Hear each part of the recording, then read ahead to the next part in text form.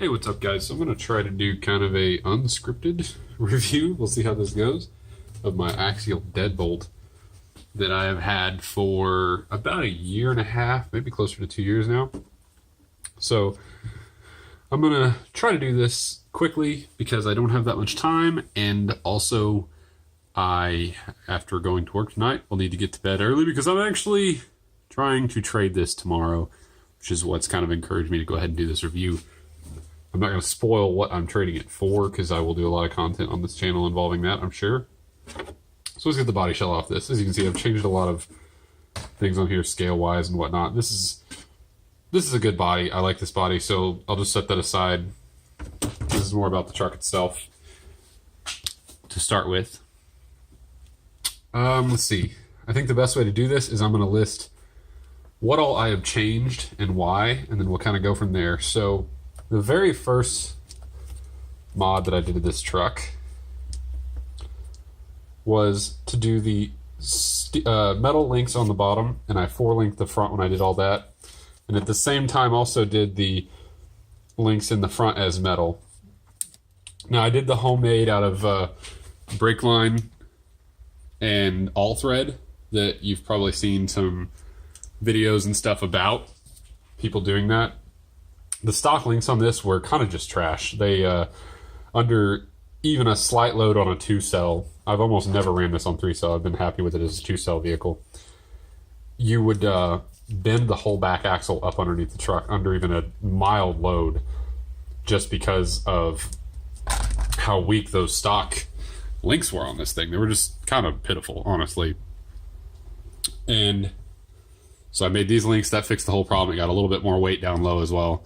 But yeah, stock links on these are just kind of crap, in my opinion. They're just kind of garbage. And that was on the stock system, the brushed. I still, as you can kind of faintly see back in there, I'm still running the stock Axial 27 turn. This isn't the original one that came with it, but it is just a 27 turn Axial motor in this thing.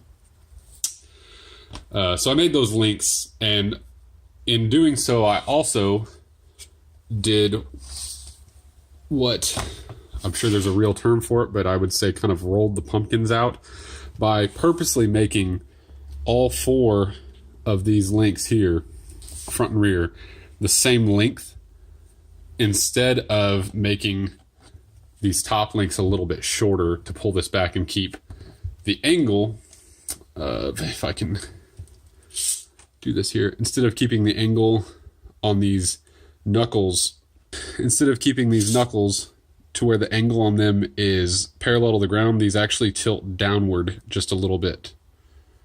These hubs here. Now what that does is creates much less stress on your hubs if you do that. That's the reasoning behind that. Something else that did, though, was reduced my steering radius even further. Steering radius on this truck to begin with is not great. That's something you can technically fix if you use the Vanquish high angle, whatever they're called, hubs. Those are really expensive. I didn't want to do that. I did end up, however, putting on, as you saw before, STRC hubs and STRC C hubs and STRC knuckles on the front. And what that did was fix the ones that I broke, because that's actually the only part that I've broke on this truck. As long as I've had it, as long as I have trailed it, as much as I've done, that's the only thing I can think of.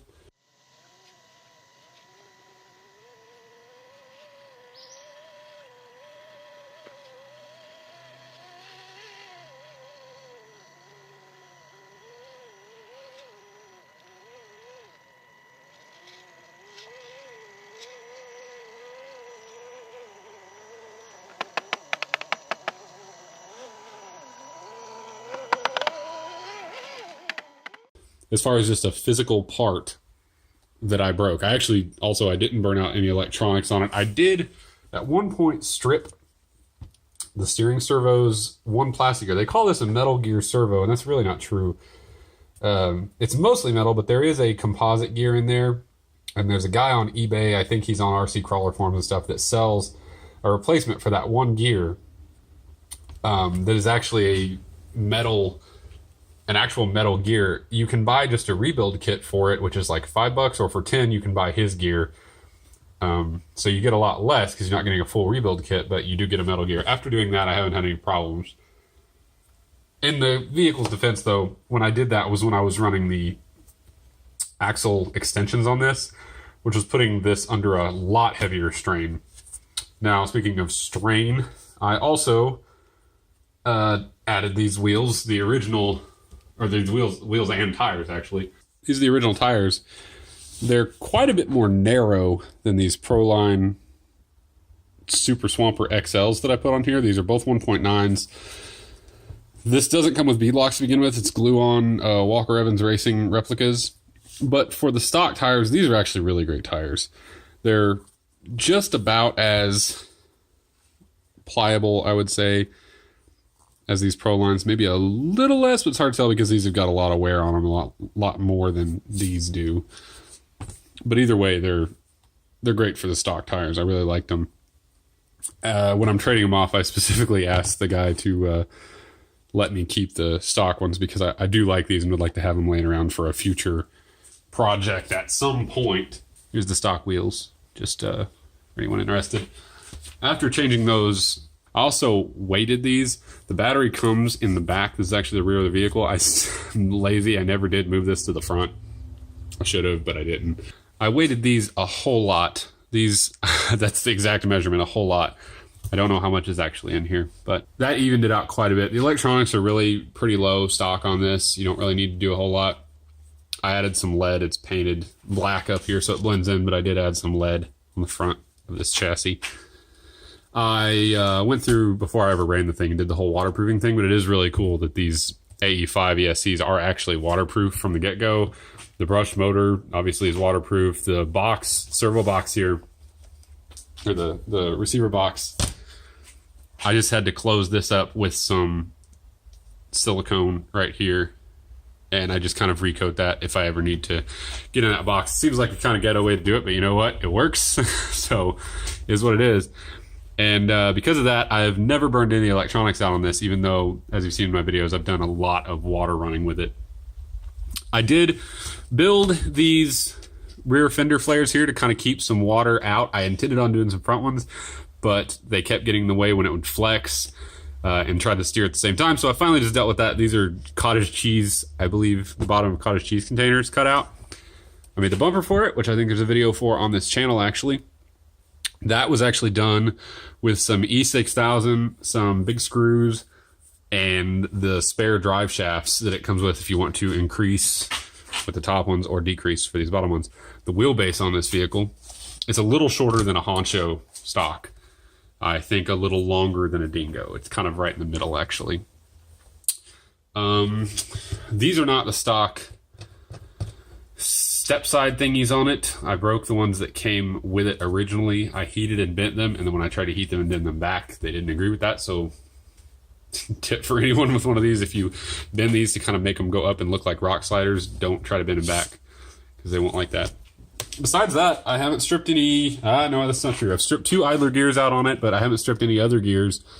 The spur and pinion that came with it, they're 32 pitch on the Deadbolt. They are 48 pitch on the Honcho. And I never stripped those out. I did re-gear it when I put these heavier... when I weighted these, so it had a lot heavier tires. Those were getting to run fairly hot, even on 2-cell. So I did re-gear it to a 9-tooth Robinson Racing pinion.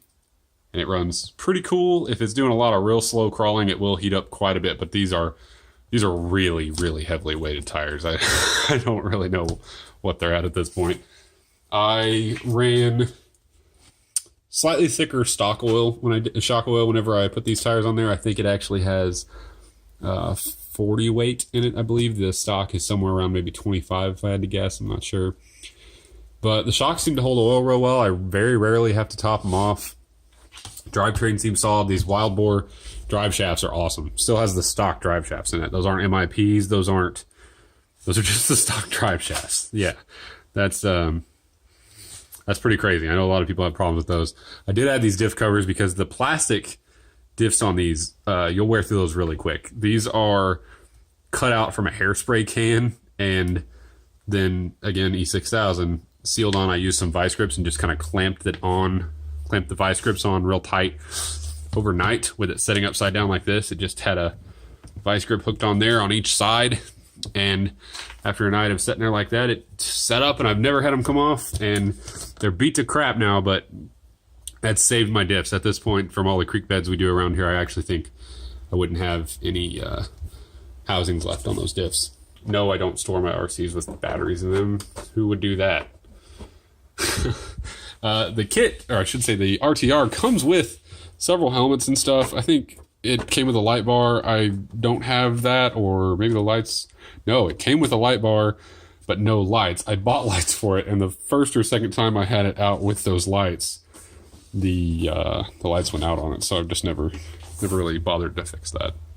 I would say don't put a lift kit on one. A friend of mine that trails with me on these things, he lifted his honcho. He ran the wheel widening, or the widening kit like I did, and both of us broke stuff when we put the widening kits on, and he started going through drive shafts ridiculously fast after he put the lift on it. So I would say don't do that. That's just not good. You can lower them. I essentially lowered mine a little bit by raising the shock collars and cutting off the bump stops in there. So, you know, do what you want to do, but I just don't recommend putting a lift kit on one of these. The drive shafts just don't like it. I did, like I said, sacrifice a little bit of steering angle by rolling the pumpkins out, by putting shorter upper links on it whenever I made my links. So you could do that if you want, but yeah, overall, I love this body. I like being able to do a lot of kind of cage stuff. I have a pickup body that I made for it, but this kind of International Scout / Bronco 2 kind of look is really cool. I dig this body. It's awesome. There's really no cracks or anything on it, and it's taken some pretty hard falls over the last almost 2 years. There's no cracks. There's no holes in it. There's no spots that have just worn through. These tires have pulled real hard on this body quite a few times. It's a solid vehicle. I really like it, but I'm really looking forward to seeing a new project start and getting started on something else. I just have to have something to tinker on, and I'm too cheap to buy things like Vanquish parts. As you can tell by what I've changed, I don't really change anything unless it breaks. And besides that, I like to just make stuff myself. So I'm really just looking forward to getting something different. What I'm trading it for is another trail style vehicle.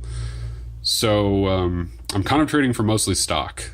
So I'll be kind of starting from scratch. It has nothing as far as scale mods done to it, whereas this does.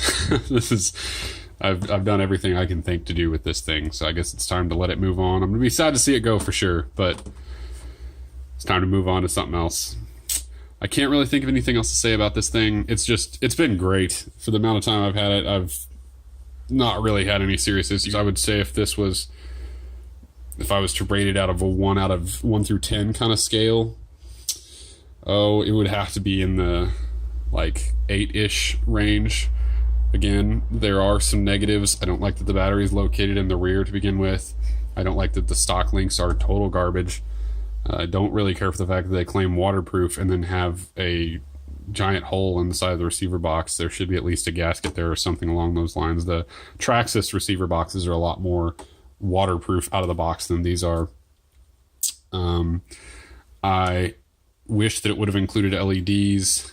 You know, is what it is. For $300, this thing's awesome. The included radio with an Axial, I mean, you basically can't beat the thing. It's the AX3. I have it right here if I can fit it between the camera.